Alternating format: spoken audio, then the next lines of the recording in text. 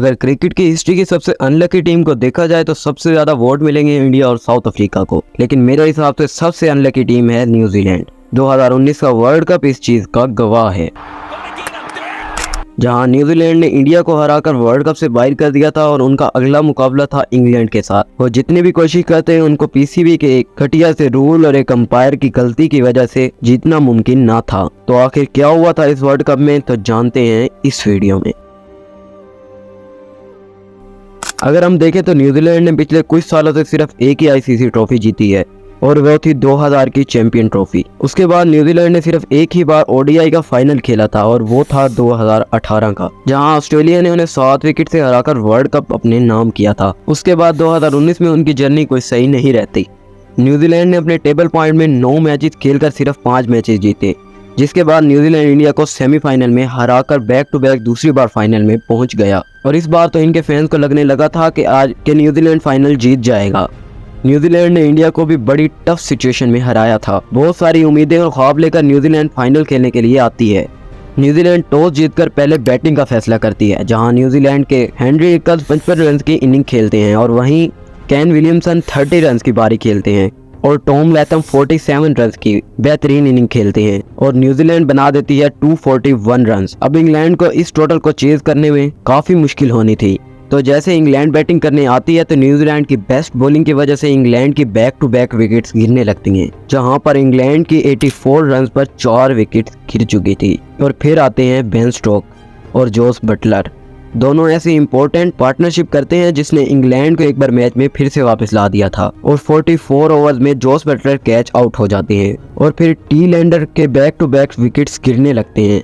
लेकिन दूसरी तरफ बेन स्टोक अभी भी हार मानने को तैयार ना थे और वो जैसे तैसे करके मैच को लास्ट ओवर तक ले जाते हैं और इंग्लैंड को जीतने के लिए चाहिए थे 6 बॉल्स पर 15 रन। ओवर की पहली 2 बॉल्स बेन स्टोक डॉट निकाल देते हैं और अब सारा प्रेशर था बेन स्टोक पर।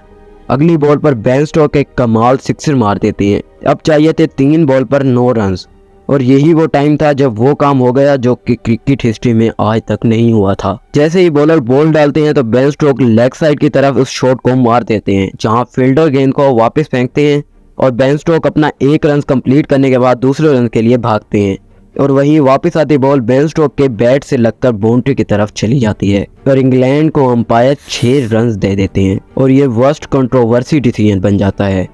और अगली गेंद पर इंग्लैंड के बैट्समैन डबल करने के लिए निकलते हैं और रन आउट हो जाते हैं। अब इंग्लैंड को जीतने के लिए चाहिए थे 1 गेंद पर 2 रन, जहां बेन स्टोक्स चोट लगाते हैं और 1 रन पूरा करने के बाद दूसरे रन के लिए भागते हैं, लेकिन नॉन स्ट्राइकर उनको रन आउट कर देता है और मैच हो जाता है ड्रॉ और चला जाता है सुपर ओवर में, जहां इंग्लैंड के लिए बैटिंग करने के लिए आते हैं बेन स्टोक और जोस बटलर और ये मिलकर बना देते हैं 15 रन। अब न्यूजीलैंड को जीतने के लिए चाहिए थे 6 गेंदों पर 16 रन और अगर सुपर ओवर भी ड्रा हो जाता है तो बाउंड्री रूल के मुताबिक वो टीम जीत जाएगी जिसने इस मैच में ज्यादा बाउंड्रीज लगाई होंगी। और इस मैच में न्यूजीलैंड की थी 16 बाउंड्रीज और इंग्लैंड की थी 24 बाउंड्रीज। अब ये फैसला हो गया था कि न्यूजीलैंड ने हर हाल में 16 रन चेज करने हैं। न्यूजीलैंड के लिए बैटिंग करने आते हैं जेमी नेशन और मार्टल गप्टिल और इंग्लैंड की बॉलिंग करने आते हैं जोफ्रा आर्चर। फर्स्ट बॉल चली जाती है वाइट, नेक्स्ट बॉल पर आते हैं 2 रन और अगली गेंद पर जेमी नेशन छक्का मार देते हैं और अगली 3 गेंदों पर आते हैं 5 रन। अब फिर से वैसे न्यूजीलैंड को चाहिए थे 1 गेंद पर 2 रन। स्ट्राइक पर थे जिमी। अब जिमी जैसे ही गेंद आती है उसको हिट करके 1 रन के लिए भागते हैं, दूसरे रन के लिए भागते हैं, लेकिन दूसरा रन पूरा नहीं हो पाता और इंग्लैंड वर्ल्ड कप जीत जाती है।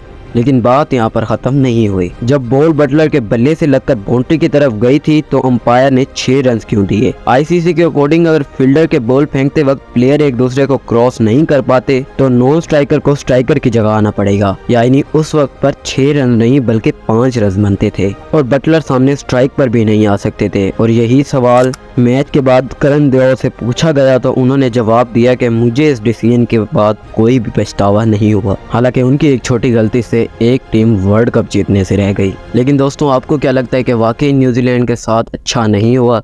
तो मुझे कमेंट में अपने राय का इज़हार ज़रूर दीजिएगा।